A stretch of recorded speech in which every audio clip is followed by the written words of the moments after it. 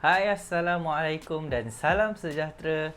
Selamat kembali ke kelas Cikgu Ipin. Hari ini untuk subjek Matematik tahun 2, kita akan belajar tentang menganggar. Sebelum kita belajar tentang menganggar, kita kena tahu dua perkara penting ni dulu. Yang pertama adalah maksud menganggar. Saya selalu beritahu kepada murid-murid saya, anggar itu maksudnya kita kena agak-agak. Jadi, apabila kita menganggar, bermakna kita perlu menyatakan sesuatu kuantiti mengikut logik yang munasabah berdasarkan panduan yang telah diberikan. Dapat sesuatu? Perkara yang kedua ialah istilah yang kita akan gunakan ketika menganggar. Ada 3 istilah kesemuanya. Istilah yang pertama adalah lebih daripada.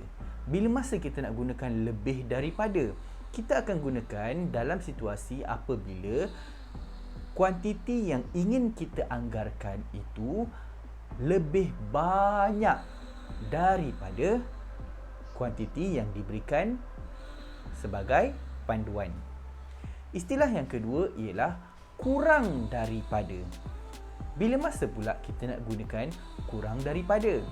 Kita akan gunakan sekiranya kuantiti yang ingin kita anggarkan itu sedikit berbanding kuantiti yang diberikan sebagai panduan. Dan istilah yang ketiga ialah lebih kurang. Bila pula kita nak gunakan lebih kurang?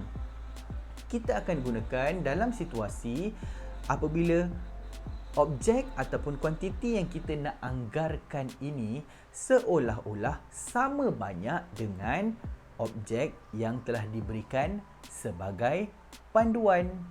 Dia nampak macam sama banyak, tapi kita tak pasti. Mungkin dia lebih sikit ataupun kurang sikit sahaja sebab dia tak nyatakan kuantiti kan.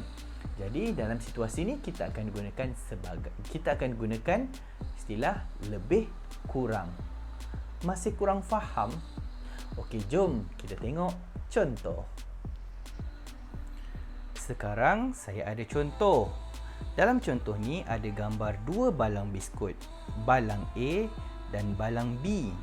Dan dia ada nyatakan dalam balang A ada 1000, bermakna ada 1000 biskut dalam balang A ni. Banyak kan? Boleh bagi-bagi, kongsi-kongsi dengan kawan-kawan. Okay. Dan dalam balang B pula, dia tak ada bagi tahu berapa banyak biskut dalam balang B ni.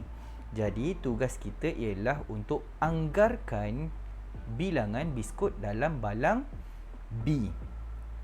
Okay. Jadi, kita tengok dalam balang A ni. Tengok biskut dia penuh. Tengok dalam balang B pula, tak penuh pun. Jadi, adakah B ni banyak atau sikit berbanding dengan A? Pandai Aish, B ni sikit je kalau nak bandingkan dengan A. Jadi, B kurang daripada A. Atau kita boleh juga nyatakan B kurang daripada 1000 sebab A ni 1000. Okey? Sekarang kita tengok pula contoh yang kedua. Kita ada 2 balang, iaitu balang J dan balang K. Dua-dua balang ni ada guli dan dalam balang J diberitahu bahawa ada 300 biji guli. Dalam balang K pula tak dinyatakan ada berapa banyak guli dalam ni. Jadi tugas kita adalah untuk menganggar bilangan guli dalam balang K. Tengok dalam balang J ni. Tengok pula dalam balang K. J ni dengan K ni siapa yang paling banyak? Pandai.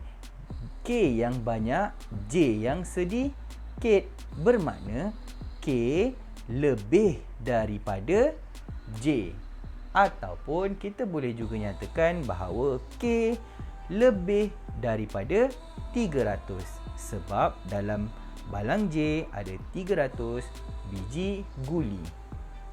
Okey?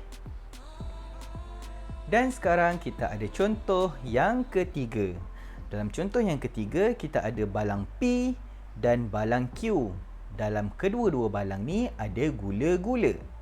Dan dalam balang P diberitahu bahawa ada 650 biji gula-gula. Dalam balang Q, dia tak beritahu pula ada berapa. Jadi tugas kita adalah untuk anggarkan bilangan gula-gula dalam balang Q. Kita tengok sekali lagi. Dalam balang P dengan balang Q ni, siapa yang banyak, siapa yang sedikit? Macam sama. Saya pun tengok macam sama. Tapi kamu yakin ke sama? Saya tak yakin. Sebab kita tak kira betul-betul dalam Q ni ada berapa. Jadi kita cuma boleh anggarkan sahaja. Disebabkan gula-gula dalam balang P dengan gula-gula dalam balang Q nampak macam sama, jadi kita kena gunakan istilah apa murid-murid? Betul, kita kena gunakan istilah lebih kurang. Jadi kita boleh nyatakan bahawa Q lebih kurang dengan P, atau kita juga boleh nyatakan Q lebih kurang 650 sebab P ni ada 650. Senang je kan?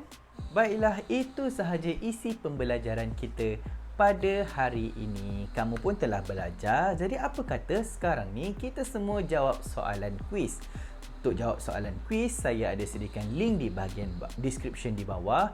Jadi apa yang kamu perlu lakukan? Klik link tersebut dan jawab soalan yang telah saya sediakan. Kemudian untuk aktiviti pengukuhan pula, kamu perlu menjawab soalan-soalan yang terdapat dalam buku aktiviti. Muka surat berapa? Saya dah nyatakan di bawah. Okey, itu sahajalah sesi PDPR kita pada hari ini. Sehingga kita berjumpa lagi dalam sesi PDPR yang akan datang. Bye! Oh, saya lupa pula nak pesan. Macam biasa, duduk rumah, jangan nakal-nakal. Selesaikan semua tugasan yang telah diberikan.